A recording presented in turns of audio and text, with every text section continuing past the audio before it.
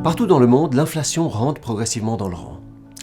Grâce au recul des cours des matières premières, les prix des biens manufacturés ont nettement reflué et la désinflation se propage désormais du côté des services.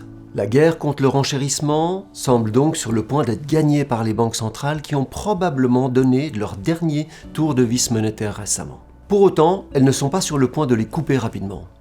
La frayeur causée par la poussée inflationniste des derniers 18 mois, ainsi qu'un marché de l'emploi encore très tendu dans les pays développés, les incitera certainement à la prudence. L'économie mondiale a fait preuve d'une résilience remarquable, et ce, en dépit de nombreux vents contraires, comme la guerre en Ukraine ou la crise énergétique. L'Europe en paye d'ailleurs les conséquences avec le moteur industriel allemand qui a de sérieux ratés. Mais aux États-Unis, le faible niveau du chômage ainsi que la progression des salaires continuent de porter la consommation des ménages.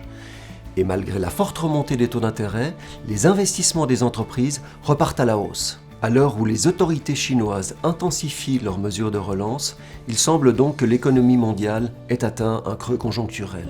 Selon nous, la reprise se dessine pour 2024 et elle devrait s'affirmer en 2025. Le cycle économique qui débute devrait alimenter la hausse des marchés boursiers après la consolidation survenue cet été.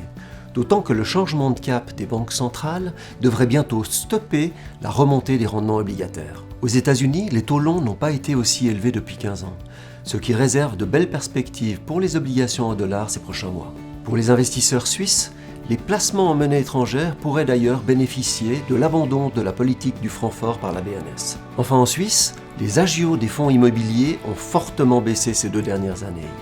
Une opportunité à saisir pour les investisseurs cherchant à optimiser le rendement de leur portefeuille et pas uniquement sur une base fiscale.